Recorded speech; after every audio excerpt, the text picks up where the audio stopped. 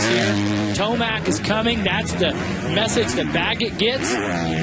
Tomac last time around was 9.4 seconds. But look at the lap time. And Tomac turned a 2-minute lap time to the 2:03 of Baggett. Baggett turns another 2:03. 2 seconds here. We're going to have the lap time for Tomac as he crosses with the 2:01.9. So not quite as much. The lead now 8.4 seconds from Tomac to Durham. There is Tomac. Not quite close enough to see them yet. But he keeps riding like this, jumping into that corner and still hitting the line he wants.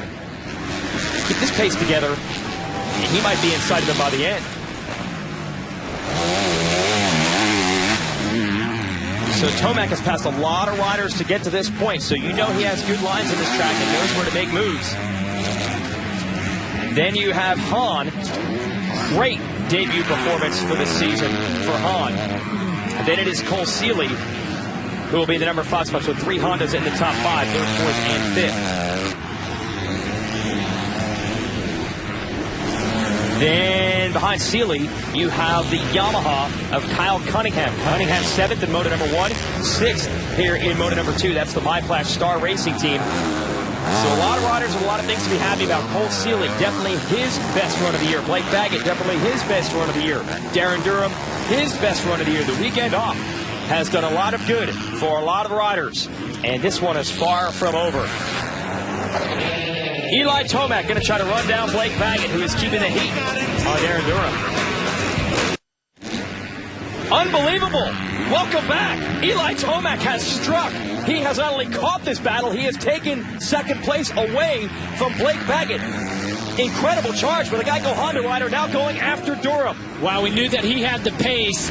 He had been running, his fastest had been a 2-minute flat.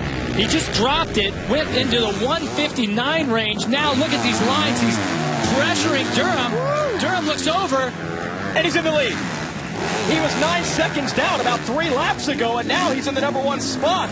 I think Durham was taken by surprise there. I'm sure he expected a challenge from Baggett, but Tomac was in 13th earlier in this race. Wow, unbelievable. This championship, this 250 class, has had so many ups and downs. We're finishing up the second moto of round 5. And moto to moto, you really just never know who is going to step up. In Moto 1, it was Baggett. He came through the pack, dominated it. Now in Moto 2, Tomac blows past both of the Kawasaki riders and is pulling away. Unreal. Now Baggett trying to get past Durham as well. So Durham has lost the lead. How long can he hang on to second?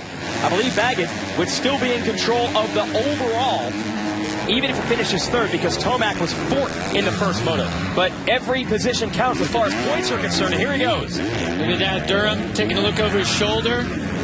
Well, that's a telltale sign, because that was the section that Durham had handled better than Baggett, and this time around he yields to him there. Could he be doing his teammate a solid there?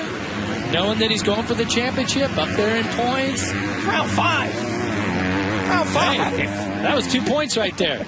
All right. You know how many points you need to win a championship over second? 0. 1. Or win the tiebreaker. Yeah, exactly. Wow, you really tightened it up.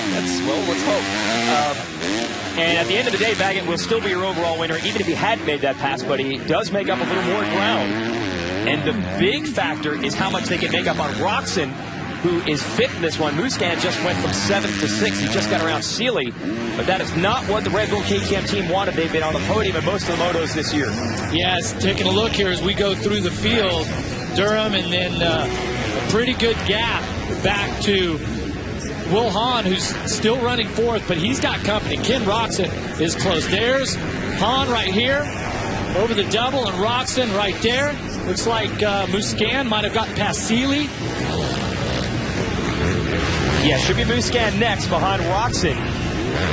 So it's salvage mode right now. Anything they can get late in this race. If Roxon, for example, could get Hahn, or if Musquin can get Roxon, that's 2 points or 1 point, depending on what position you're in here. 2 points if Roxon goes from 5th to 4th. Well, this is one of those days here for the number 94 on that Red Bull KTM, Ken Roxon, where you really have to dig deep. You have to leave it all out there. He's been suffering from an illness. He was sick during the break, and now trying to battle here. take a look at this lead. Here's Durham, Baggett on the inside, and look at Tomac right around the outside with the momentum. That moves him into second. Now, watch this move here. Once again on the outside. What did I say earlier in the Moto about looking for those outside lines, getting out of the main groove? Tomac a little raggedy, but carries so much momentum around.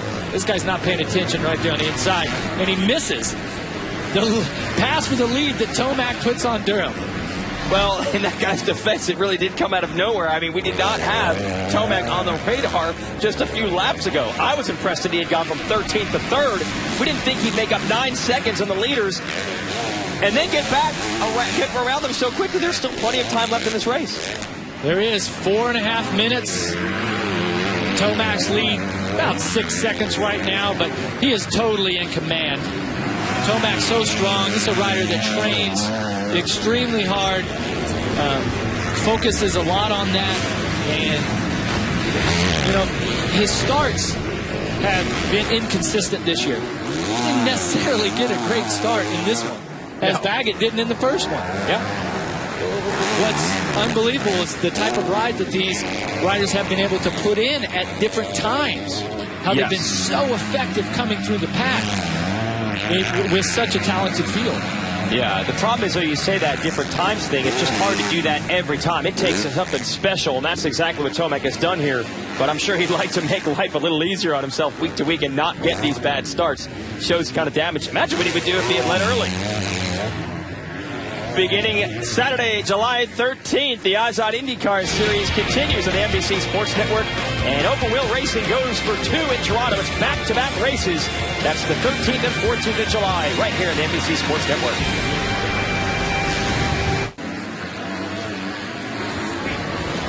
Some great entertainment off the track. 10-time AMA Trials champion Jeff Aaron was on hand doing some demos earlier today, showing some amazing skill on a motorcycle.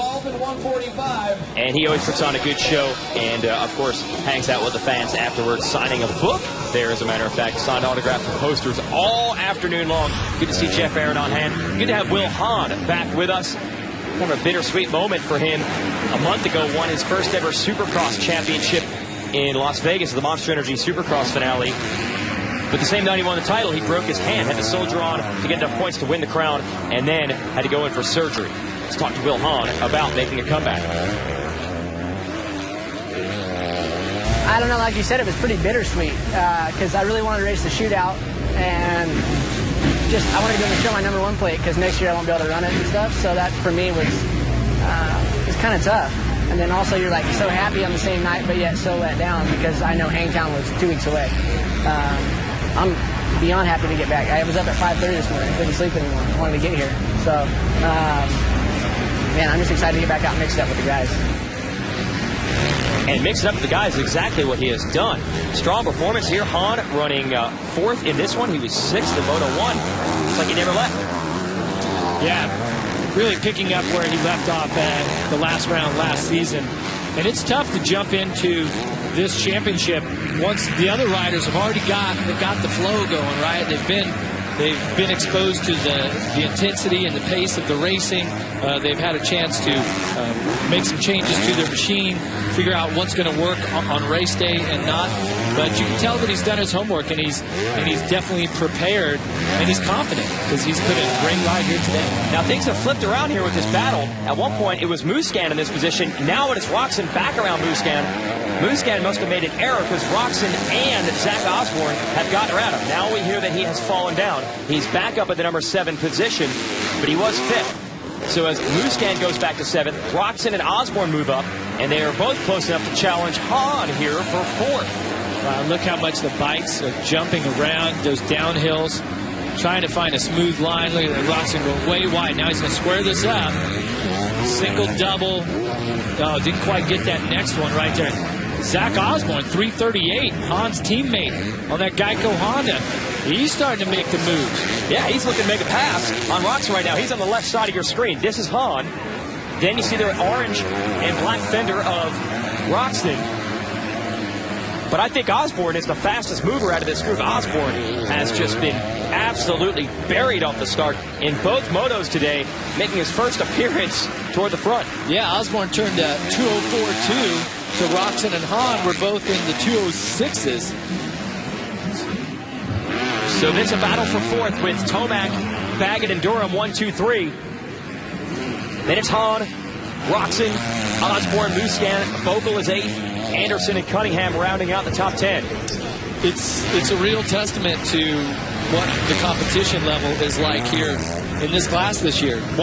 One week you could be out front leading the moto with ease, and the next week you could be in Moto 2 like Roczen. Osborne battling. Just like that, gets around Roczen. Showed him a wheel. Roczen went wide. Osborne now has 5th. Can he get 4th around his teammate? He's got some momentum here. See if he gets the drive. He's working it. Look at him. What a scrub! Keeping it low, barely pulled that thing back. No problem, that's the way I meant to do it. He's into 4th. Look at that. 2 positions. Instantly just pulled the trigger.